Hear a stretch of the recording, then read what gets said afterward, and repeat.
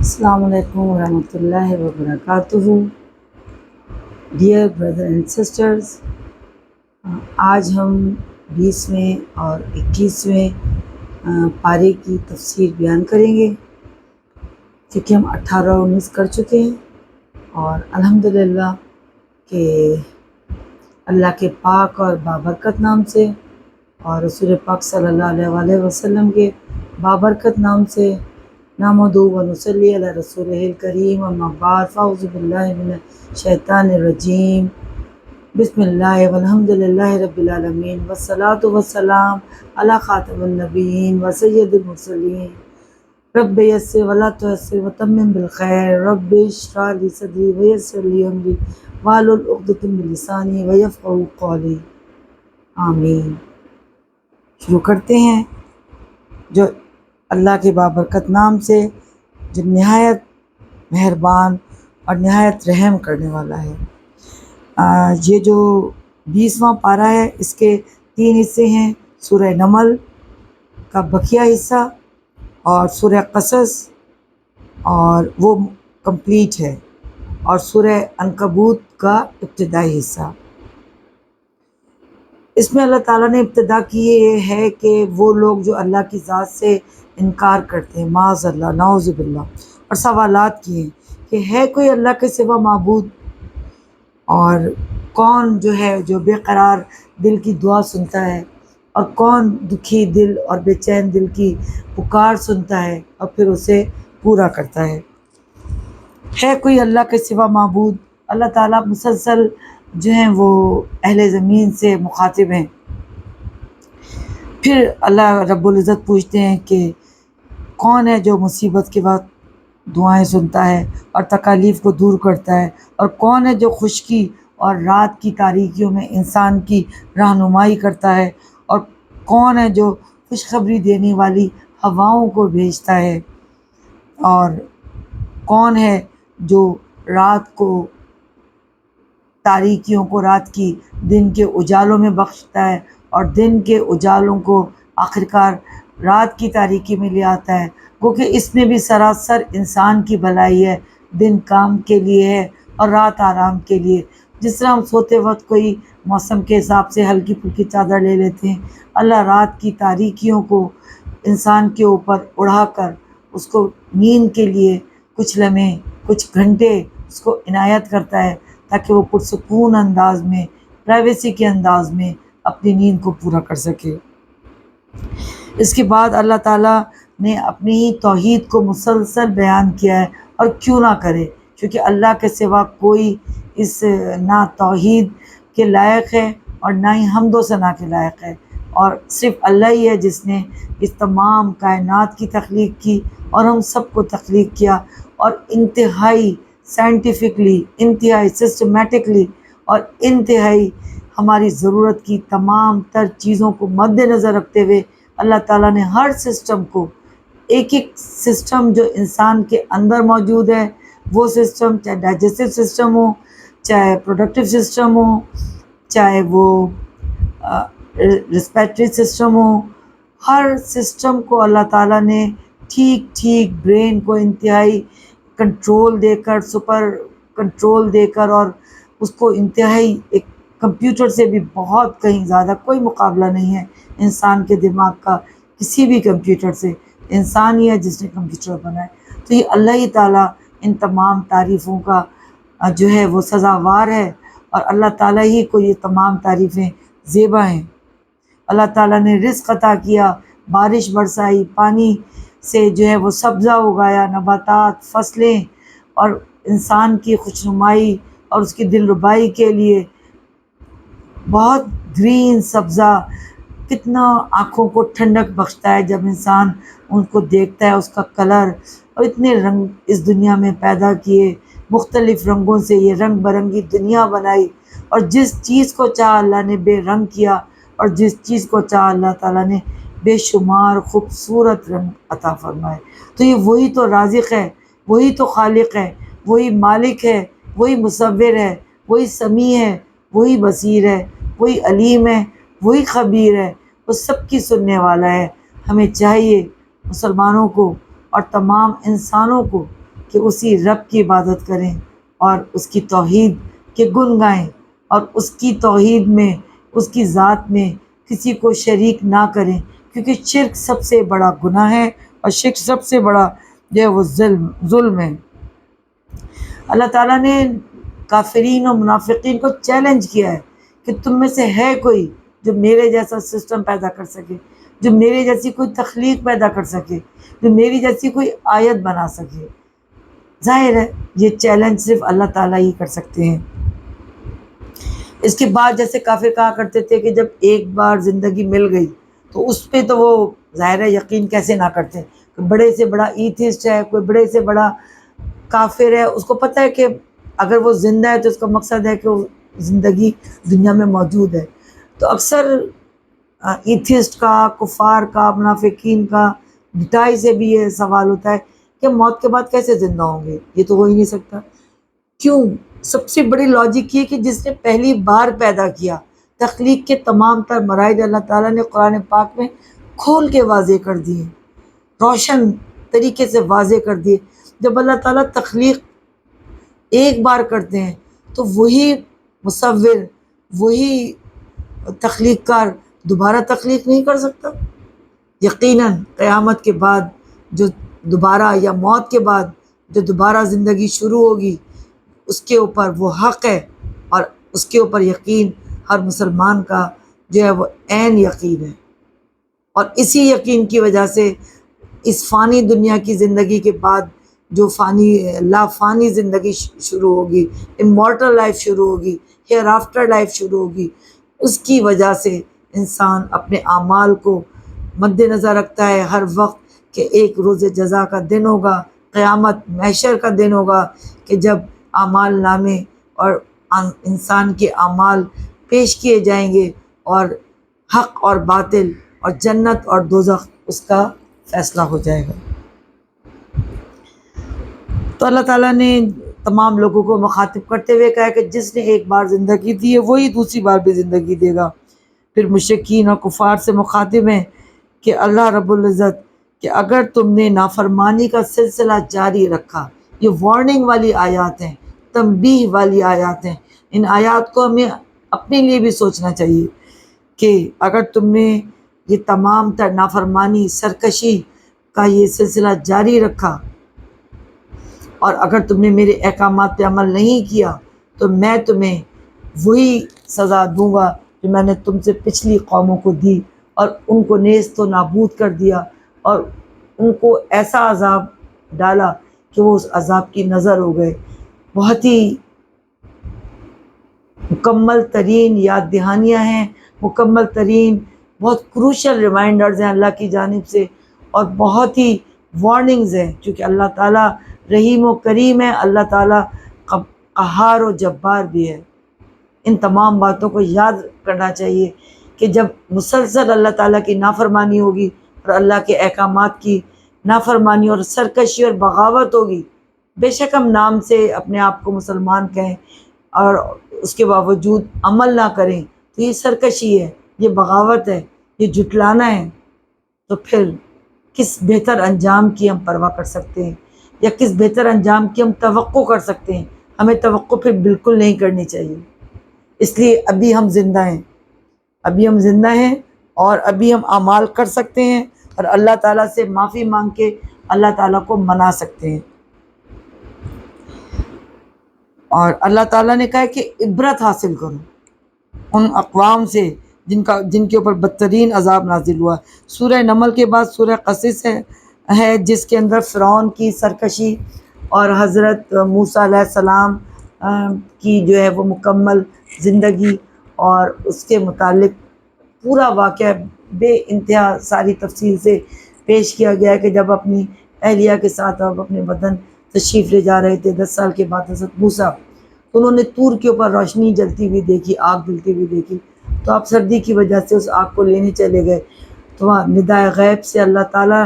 نے صدا دی کہ اے موسیٰ میں تمہیں نبوت بھی عطا کرتا ہوں اور 2 معجزے بھی، یعنی عصا، معجزاتی عصا، اور ید بیضا، یعنی آپ جب اپنا ہاتھ نکالتے تھے تو وہ چمک اٹھتا تھا روشنی سے، اس کو ید بیضا کہتے ہیں۔ بیضہ معنی عربک میں انڈے کو کہتے ہیں اور ید ہاتھ کو کہتے ہیں۔ تو اسی طریقے سے پھر آپ کو حکم دیا کہ آپ نے حضرت موسیٰ علیہ السلام نے حضرت اللہ تعالیٰ سے ایک بات کہی کہ درخواست پیش کی کہ میرے بھائی ہارون کو بھی پیغمبر نبوت عطا فرمائے، تو آپ نے ان کی اس بات کو جو ہے قبول فرمایا، حضرت ہارون علیہ السلام کو بھی نبوت عطا فرمائی اور حکم دیا کہ تم دونوں بھائی مصر کی طرف تشریف لے جاؤ اور وہاں جا کر فرعون کو دعوت حق دو۔ آپ تشریف لے گئے دونوں، اور جب فرعون کو آپ نے دعوت حق دی تو فرعون تو ایک انتہائی گھمنڈی، متکبر اور نافرمان اور سرکش انسان تھا۔ اس نے نہ مانا اور جادوگروں کو اکٹھا کیا اور حضرت موسیٰ علیہ السلام کو بھی جادوگر قرار دیا، لیکن جب جادوگر آئے اور حضرت موسیٰ کے عصا نے ان کے تمام تر جادوؤں کو ختم کر دیا تو تمام تر جو جادوگر تھے وہ سجدے میں گر گئے اور ایمان لے کر آ گئے اور کہا کہ موسیٰ اور اس کا جو پیغام ہے وہ سچا ہے۔ لیکن فرعون تو سرکشی اور گھمنڈ میں تھا، تکبر انسان کو بہت خوار کرتا ہے، اسی تکبر نے شیطان کو خوار کر کے کس شیطانیت کے اس کے اوپر ڈال دیا۔ بہرحال شیطان نے نہ مانا، فرعون نے نہ مانا اور بنی اسرائیل اور حضرت موسیٰ علیہ السلام کا پیچھا کیا، لیکن اللہ تعالیٰ نے اسی سمندر کو جس کو حضرت موسیٰ اور ان کی قوم کے لیے جو ہے وہ راستہ بنا دیا تھا، اور اسی سمندر میں فرعون اور اس کے ماننے والے جو ہے وہ بری طرح غرق ہو کے تباہ و برباد ہو گئے اور عبرت کا نشان رہتی دنیا تک بن گئے۔ تو ہم لوگوں کو اس قصے کے اندر بے انتہا حکمتیں ہیں اور بے انتہا جو ہیں اللہ تعالیٰ کی نصیحتیں ہیں، اور ہمیں اس کو محض قصہ نہیں سمجھنا چاہیے، اس کو اپنی زندگی پہ بھی جو ہے وہ لاگو کرنا چاہیے۔ اور یہ کہ اس قصے میں یہ بھی سبق ملتا ہے کہ ہر پریشانی کے بعد راحت ہوتی ہے، اور صبر جو ہے وہ لازم ہے۔ پریشانی کے وقت، تکلیف کے وقت اگر کوئی حق بات نہیں مان رہا ہے، آپ سے آرگیو کر رہا ہے، آپ کو جھوٹا قرار دے رہا ہے، اس وقت بھی انتہائی صبر سے کام لینا چاہیے، اور اللہ تعالیٰ کی جو تبلیغ کرتے وقت تو انتہائی صبر اور مصلحت کے ساتھ تبلیغ کرنی چاہیے، اللہ کا پیغام آگے تک پہنچانا چاہیے، جو کہ ہر مسلمان پر فرض ہے، مجھ پر بھی، آپ پر بھی۔ اور اس اللہ تعالیٰ کے پیغام کو آگے پہنچانا جو ہے وہ لازمی حصہ ہے ہر مسلمان کا، اس کی زندگی کا۔ تو بس آپ لوگ بھی کوشش کریں اور اللہ کے پیغام کو، جو کہ پیغام حق ہے، جو کہ قرآن کریم اور احادیث مستند سے ثابت ہے، تو اللہ کے پیغام کو قرآن کے ذریعے آپ آگے لوگوں تک پہنچائیں۔ جہاں کہیں آپ کو مستند قرآن کی ویڈیوز، بیانات اور خلاصہ یا مکمل تلاوت، ترجمہ، تفاسیر آپ کو جہاں بھی ملے، کم از کم آپ ان کو شیئر کریں، آپ ان کو فارورڈ کریں، آپ ان کو اپنی فیملی کو سنوائیں اور آپ ان کو آگے تک پہنچائیں۔ یقیناً یہ بھی ایک بہت نیک عمل ہے اور اللہ تعالیٰ اس کو قبول فرمائے گا۔ پھر اس کے بعد جو ہے سرمایہ داروں کی اور ان کو وارننگ دی ہے کہ جو پیسہ جمع کرتے ہیں، مال جمع کرتے ہیں اور اتراتے ہیں۔ اس میں قارون ایک بہت مالدار شخص تھا، جس کے خزانوں کی دھوم تھی، جس کے خزانوں کی چابیوں کو کئی لوگ اٹھا کر چلتے تھے۔ وہ بہت گھمنڈی تھا، جس طرح آج کل کے دور میں بھی زیادہ تر، سب تو نہیں، کسی کے پاس پیسہ آ جاتا ہے تو وہ اپنے آپ کو پتہ نہیں زمین پر خدا سمجھنے لگتا ہے اور لوگوں کو حقیر سمجھنے لگتا ہے، جبکہ یہ پیسہ، یہ مال و دولت، یہ احسان صرف اللہ نے ہی اس پہ کیا ہوتا ہے۔ تو بس قارون کو بھی پھر سخت عذاب نازل ہوا، کیونکہ اس نے اللہ کا پیغام نہ مانا اور اس کو زمین میں دھسا دیا گیا، اور رہتی دنیا تک وہ عبرت کا نشان ہے۔ اس سے بھی ہمیں بڑا سبق اور ہمیں بڑا ہی عبرت حاصل کرنی چاہیے قارون کے قصے سے بھی۔ اللہ تعالیٰ کو یہ گھمنڈی اور ریاکار اور مغرور لوگ سخت ناپسند ہیں۔ اس کے بعد سورہ عنکبوت ہے۔ عنکبوت عربک میں مکڑی کو کہتے ہیں، مکڑی کا جالا یعنی۔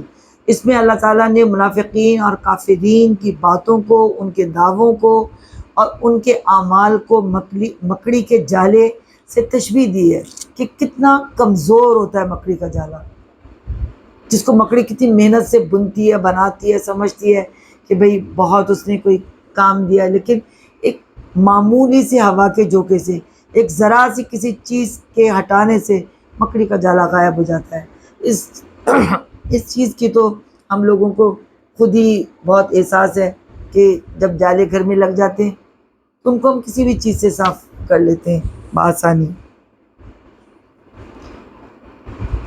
اور اللہ تعالیٰ نے واضح طور پر کہہ دیا ہے سورہ عنکبوت میں کہ جو لوگ ایمان لائیں گے، جو لوگ اپنے آپ پر اسلام لانے کا دعویٰ کریں گے تو ان کو آزمایا جائے گا۔ قرآن کریم میں دوسری آیات میں بھی ہے، سورہ بقرہ میں بھی ہے کہ جب بھی لوگ ایمان کا کہیں گے کہ ہم اللہ پر ایمان لائے تو اللہ تعالیٰ ان کو آزمائیں گے اور وہ اس کے لیے تیار رہیں، اور جب وہ اپنی آزمائش میں پورا اتریں گے۔ یہ قصے اسی لیے بیان کیے گئے ہیں، قصے کوئی کھیل کہانیاں یا ایک محض ایک قصے نہیں ہیں، ان میں بڑی حکمتیں پوشیدہ ہیں، بڑی نصیحتیں پوشیدہ ہیں۔ تو پھر ہمیں ان سب پر، ان کی نصیحتوں کو، ان حکمتوں کو دیکھنا ہے کہ کس طرح مکڑی کے جالے کے بعد اللہ تعالیٰ نے منافقین و کافرین کو مخاطب کیا ہے۔ اور اسی طرح ہم مسلمانوں کو بھی چاہیے کہ اپنی زندگیوں پر نظر ڈالیں اور اپنے دعووں کو دیکھیں کہ اگر ہم ایمان کا دعویٰ کرتے ہیں، اسلام کا دعویٰ کرتے ہیں کہ ہم مسلمان ہیں، تو آزمائشیں آئیں گی۔ آزمائشوں کے وقت ہمیں صبر سے کام لینا ہے، ہمیں کوشش کرنی ہے اس آزمائش سے نکلنے کی، ہمیں ڈپریشن اور انگزائٹی میں نہیں جانا ہے، ہمیں اللہ پہ مکمل یقین رکھنا ہے، عمل کرنا ہے، خوش دلی سے رہنا ہے، اللہ کا شکر ادا کرنا ہے، اور اللہ کی جو قرآنی دعائیں ان کو ہمیشہ اپنی زندگی کا معمول بنانا ہے، اور وہ دعائیں پڑھتے رہنا چاہیے ہم کو۔ یہ دعائیں ہمارے لیے ایک قلعہ بن جاتی ہیں، حصار بن جاتی ہیں، صبح و شام اللہ کا ذکر کرنا ہے، اور اس آزمائش کو تکلیف نہیں سمجھنا ہے، یہ نہیں کہنا کہ وائی می، یہ مجھ پر کیوں آیا، سب لوگ نارمل رہ رہے ہیں، یہ پریشانی مجھ پر کیوں آئی۔ پر ایسا نہیں ہوتا، پریشانی تو سب پر آتی ہے، اس کے طریقہ کار مختلف ہوتے ہیں۔ امیروں پر بھی پریشانی آتی ہیں اور وہ اتنے ہی پریشان ہوتے ہیں، ان کی دولت کسی کام نہیں آتی ہے جتنا کسی غریب آدمی یہ سمجھتا ہے کہ مجھ پر پریشانی آئی ہے تو میں تو غریب ہوں، اللہ کے جو پسندیدہ بندے ہیں وہ امیر ہیں۔ پر ایسا نہیں ہے، اللہ نے کہا کہ دنیا میں تم جن کو خوشحال دیکھو تو یہ مت سمجھنا کہ ہم ان سے خوش ہیں، اور جن کو بدحال دیکھو تو یہ مت سمجھنا کہ ہم ان سے ناخوش ہیں۔ تو بہرحال آزمائش میں پورا اترنا ایک مومن کی نشانی ہے، اور پھر اللہ تعالیٰ نے خوشخبری دی ہے کہ جو اپنی آزمائش میں پورا اترے گا اللہ تعالیٰ اس کو بہترین اجر سے نوازیں گے، اس دنیا میں بھی اور آخرت میں بھی، ہیئر آفٹر اللہ تعالیٰ بہترین اجر سے نوازیں گے جس کا کوئی انسان تصور بھی نہیں کر سکتا۔ لہٰذا ہر تنگی کے بعد راحت ہے، اور ہر دن کے بعد رات ہے، اور ہر تاریکی کے بعد اجالا ہے۔ اس لیے ہمیشہ خوش دلی سے شکر ادا کر کے اللہ کو کافی سمجھ کے زندگی گزارنی چاہیے۔ اور یہی اللہ تعالیٰ نے قرآن کریم کی مختلف صورتوں میں ہمیں بیان کیا ہے۔ اسی طرح سورہ جو ہے عنکبوت میں بھی آیا ہے کہ آپ حق اور باطل الگ الگ ہے، اور اپنے عمل سے ثابت کرو کہ تم حق پر ہو اور تم مومن ہو۔ اور اس صورت میں اللہ کریم نے منافقین کی مثال مکڑی عنکبوت کے جالے جیسی دی ہے، جس طرح میں آپ کو بتا چکی ہوں۔ اس طرح مشرکین غیر اللہ کو پکارتے ہیں تو اللہ تعالیٰ فرماتے ہیں کہ جب تم میرے کسی شریک کو پکارتے ہو، کسی غیر اللہ کو پکارتے ہو اپنی مشکل میں، تو اس میں کوئی وزن نہیں، وہ تو کچھ بھی نہیں کر سکتا، کرنے والی ذات تو صرف اللہ ہی کی ہے، اور وہی کامیاب ہیں جو اس راہ پر ہیں۔ اس طریقے سے ہمیں اپنی جو ہے وہ اس بات کا اندازہ ہوتا ہے کہ رائے حق وہ کہ مشکل ہے، پر اس کا جو اینڈ ہے اس کی جو منزل ہے وہ بہت خوشنما، خوبصورت، دل فریب اور بے انتہا انعامات اور اجر اس میں اللہ تعالیٰ نے عطا کیے ہیں. تو ہمیں اس بات کا احساس رکھنا چاہیے. اب 21واں پارے کا آغاز ہے اور 21ویں پارے میں سورہ عنکبوت کا بقیہ حصہ ہے، سورہ روم ہے، سورہ لقمان ہے، سورہ الف لام میم سجدہ ہے اور سورہ احزاب ہے. 21ویں پارے میں جو اللہ عز و جل رسول پاک صلی اللہ علیہ وآلہ وسلم سے فرماتے ہیں کہ جو کتاب ان پر نازل کی گئی یعنی قرآن پاک، اس کی تلاوت کریں اور نماز قائم کریں. پھر اللہ تعالیٰ نے فرمایا کہ حضرت محمد صلی اللہ علیہ وسلم پہلے سے پڑھے ہوئے نہ تھے، اور جو وہی ان پہ نازل ہوتی تھی آپ خود نہیں لکھتے تھے صلی اللہ علیہ وسلم، کاتبین وہی لکھا کرتے تھے جن کو لکھنا آتا تھا. جی اس میں ایک بہت بڑی حکمت ہے، اس میں ایک بہت بڑی نشانی ہے ان لوگوں کے لیے جو یہ کہتے تھے کہ محمد، قریش کے لوگ جو کہتے تھے کہ محمد اپنی طرف سے یہ آیتیں گھڑ لیتا ہے. تو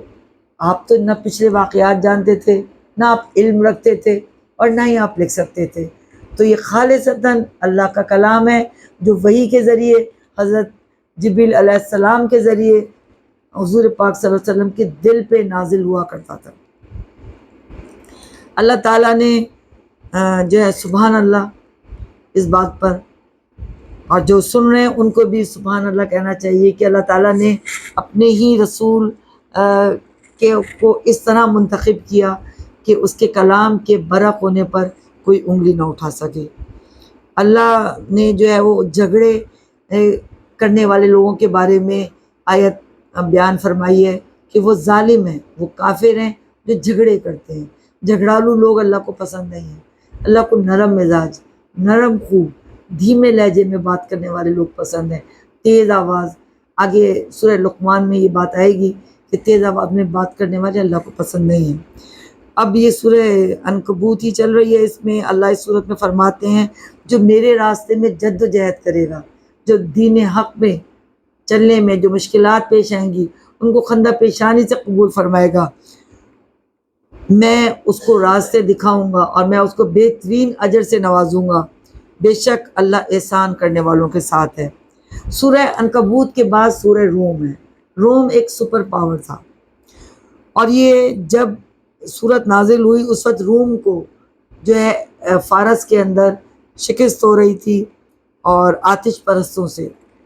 اور کفار مکہ بہت خوش ہو رہے تھے، اور مسلمان جو ہیں اہل ایمان وہ تکلیف میں تھے. تو اللہ تعالیٰ نے ان کی دلجوئی کے لیے اس میں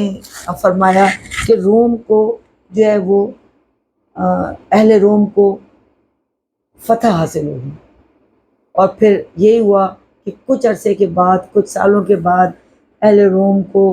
جو ہے وہ ان کا اہل فارس کا جو سب سے بڑا آتش کا دادا، اس کو بھی ان لوگوں نے فتح کر لیا اور ان کو بہترین فتوحات حاصل ہوتی رہیں. اور یہ وہی سال تھا جب مسلمان انتہائی قلیل تعداد میں غزوہ بدر میں جب حصہ لیا تھا، پہلی غزوہ جو اسی ماہ مبارک 17 رمضان کو پیش آئی تھی. اور ہمیں یہ دن یاد رکھنا چاہیے کہ یہ پہلا حق و باطل کا معرکہ تھا جس میں اللہ تعالیٰ، حضور اکرم صلی اللہ علیہ وسلم نے اللہ سے دعا فرمائی تھی اور اللہ تعالیٰ نے بہترین کامیابی عطا فرمائی تھی مٹھی بھر مسلمانوں کو. لیکن اللہ تعالیٰ نے اپنے فرشتے بھیجے تھے. جب چاہتا ہے اللہ تعالیٰ مسلمانوں کی غیب سے مدد فرماتا ہے. جو مشہور شعر ہے کہ فضائے بدر پیدا کر فرشتے تیری نصرت کو، اتر آئیں گے گردوں سے قطار اندر قطارت بھی.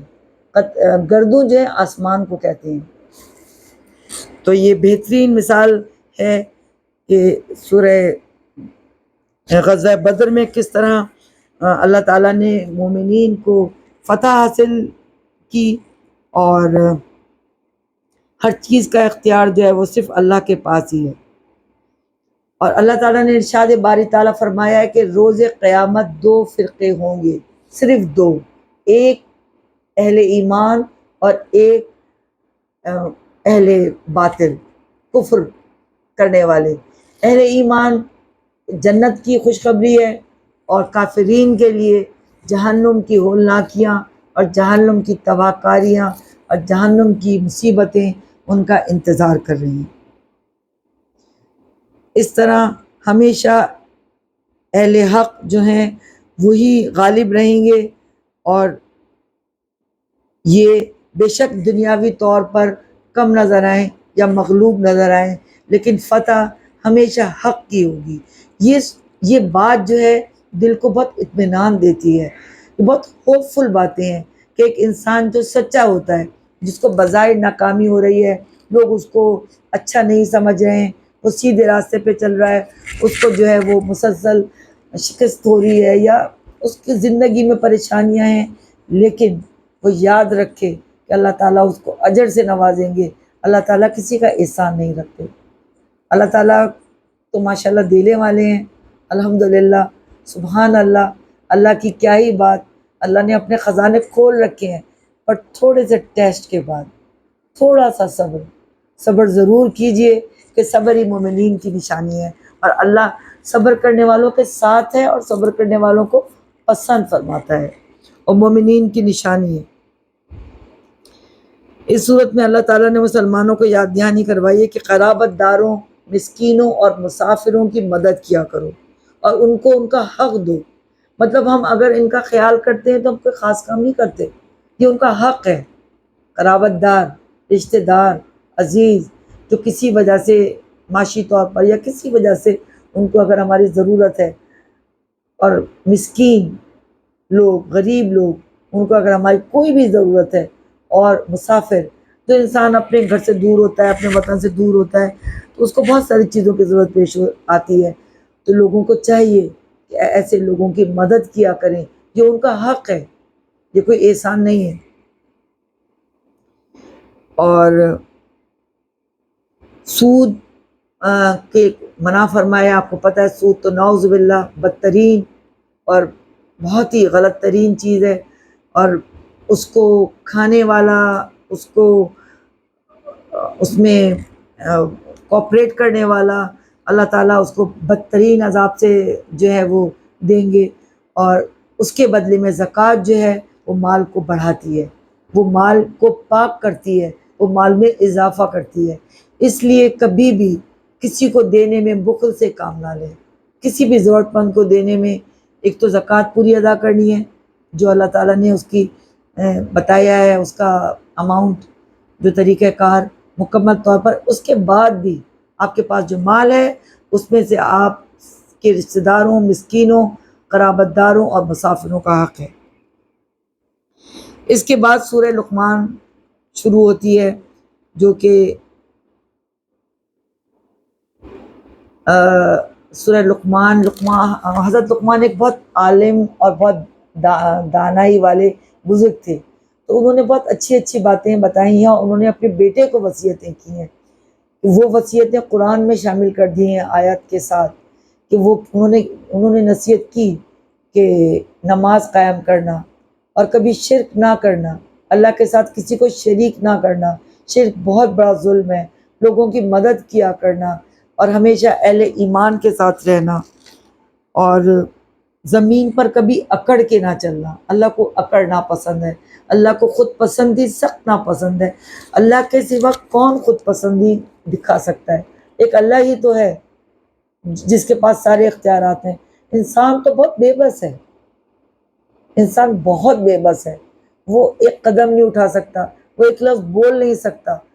وہ کچھ نہیں کر سکتا جب تک اللہ نہ چاہے۔ ہر چیز میں وہ اللہ کا مجبور ہے، تو اس کو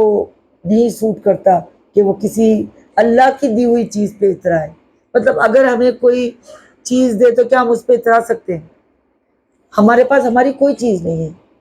ہمیں تخلیق اللہ نے کیا، ہمیں بڑا اللہ نے کیا، ہمیں صحت اللہ نے دی، ہمیں رزق اللہ نے دیا، بار بار قرآن میں ہے۔ ہمیں جو کچھ اگر ہم کسی اور کو دیتے ہیں تو وہ بھی اللہ ہی نے ہمیں دیا۔ جو حضرت اشفاق، حضرت تو نہیں، بزرگ ہیں بڑے دانشور، ان کی بہت کتابیں اور اقوال مشہور ہیں، کہ دتے میں سے دتا تے کی دتا، مطلب جو کچھ انسان کے پاس ہے وہ اللہ ہی نے تو دیا ہے۔ ہم حضرت لقمان کی دانائی کی باتیں کر رہے ہیں، جو انہوں نے اپنے بیٹے کو نصیحت کی کہ اپنی آواز پست رکھنا، میں نے آپ کو بتایا تھا کہ اللہ کو اونچی آواز میں بات کرنا پسند نہیں ہے، سوائے کسی وجوہات کی بنیاد پر۔ اگر آپ درس دے رہے ہیں یا کوئی مجمع ہے، آپ کسی کو اپنی آواز سنانا چاہ رہے ہیں، آخر تک اللہ کا پیغام پہنچانا چاہ رہے ہیں، تو ضرور آپ اپنی آواز بلند کر سکتے ہیں، یا کوئی ایسا موقع ہے حق کا اور باطل کا، لیکن عام طور پر اپنی آواز ہلکی رکھنی چاہیے۔ اور اس کے بعد حضرت لقمان نے اپنے بیٹے کو بہت بہترین قسم کی جو ہیں وہ وصیتیں دی ہیں، جو سورہ لقمان میں موجود ہیں 21ویں پارے میں۔ اس کے بعد سورہ الف لام میم سجدہ ہے، اس میں اللہ تعالیٰ کی حمد و ثنا ہے، اور یہ حروف مقطعات سے شروع ہوئی ہے۔ اس میں قرآن کریم کی شان کبریائی اور عظمت بیان کی گئی ہے کہ یہ اللہ کا سچا برحق کلام ہے۔ اللہ تعالیٰ کی حمد و ثنا بیان کی گئی ہے کہ صرف اللہ ہی ہے جو سننے والا ہے، سمیع ہے، بصیر ہے، علیم ہے، خبیر ہے، رحیم ہے، کریم ہے، بخشنے والا ہے، غفار ہے، اور ہر شے پہ قادر ہے۔ تو بارش ہونے کا علم صرف اللہ کو ہے، اللہ بڑا باریک بین ہے، اور اولاد کا علم کہ کیا اولاد ہوگی وہ صرف اللہ ہی کو علم ہے، اور پانی برسے گا، یہ بادل برسیں گے یا نہیں، یہ صرف اللہ ہی کو علم ہے۔ اس کے بعد جو ہے وہ اللہ تعالیٰ نے جنت کی نعمتوں کا ذکر فرمایا ہے، اور جہنم کے نظارے بیان کیے گئے کہ فاسق اور فاجر و کفار کی جگہ جو ہے وہ جہنم ہی ہے۔ سورہ سجدہ کے بعد سورہ احزاب ہے۔ سورہ احزاب کا دوسرا نام جو ہے وہ مطلب احزاب اس لیے رکھا گیا کہ غزوہ خندق کی مناسبت سے یہ اس کا نام رکھا گیا، اور غزوہ خندق کا دوسرا نام غزوہ احزاب بھی ہے۔ اس میں مسلمانوں نے مشورہ کر کے اور مدینہ کے گرد ساری جو ہے وہ خندق کھودی تھی، اور کفار کی تعداد بہت زیادہ تھی، اور مسلمانوں کے ساتھ جنگ کے آغاز میں تو کچھ وہ لوگ بھی شامل تھے جنہوں نے معاہدہ کیا تھا، لیکن جب انہوں نے کفار کی تعداد دیکھی تو وہ ظاہر ہے اہل ایمان نہ تھے، تو وہ بھاگ گئے، اور صرف مسلمان ڈٹے رہے، اور اللہ نے خاص ان کی مدد فرمائی، اور مسلمانوں نے غزوہ خندق کو، غزوہ احزاب کو بہت شان و شوکت سے اس میں فتح حاصل کی۔ اس لیے اس کا نام سورہ احزاب بھی، کیونکہ اس کا اس میں ذکر آیا ہے۔ اس کے علاوہ ارشاد ربانی ہے کہ اللہ سے ڈرو، کفار کی پیروی نہ کرو، اللہ پہ مکمل بھروسہ رکھو، اور اللہ تعالیٰ کی ازواج مطہرات کے بارے میں خاص حکم آیا ہے کہ تمام تر ازواج مطہرات تمام مسلمانوں کی روحانی مائیں ہیں، اور ان کا درجہ بہت ہی بلند اور بڑی عظمت والا ہے۔ تمام امہات المومنین جو ہے وہ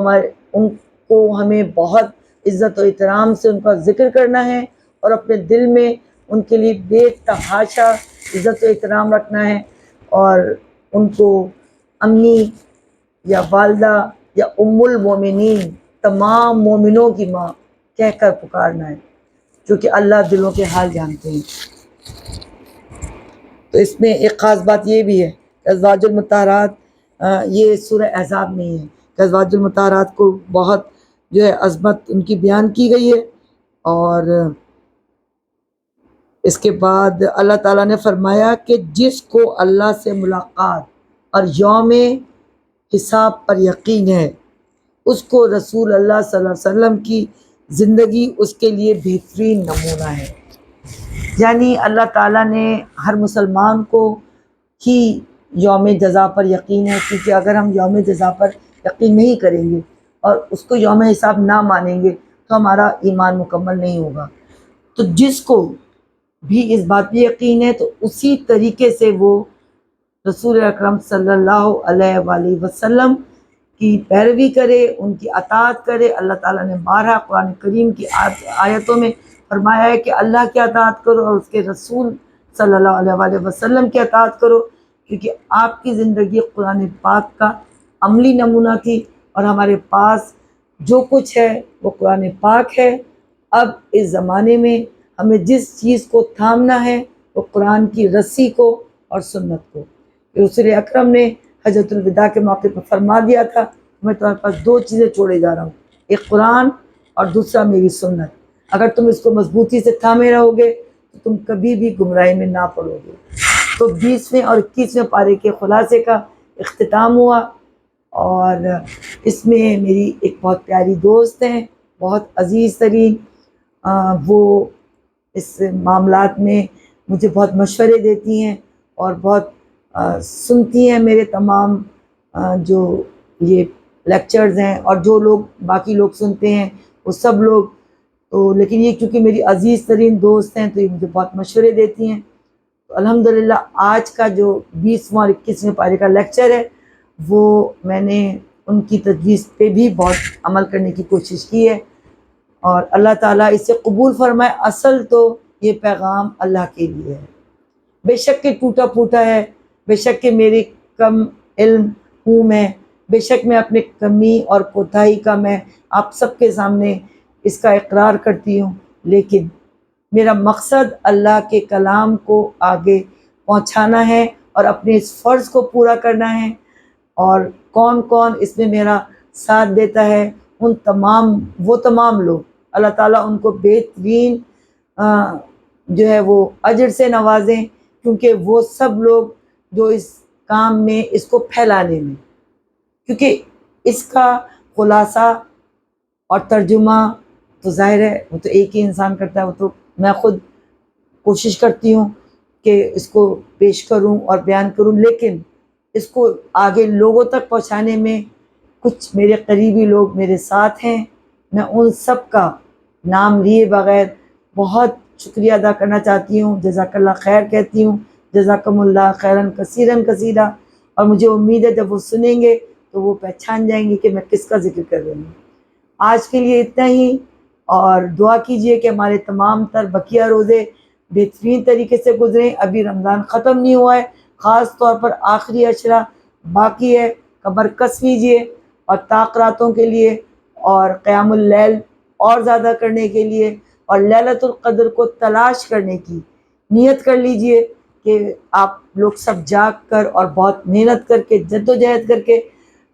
اس رات کو پائیں گے انشاءاللہ تعالیٰ، مجھ سمیت انکلوڈنگ می،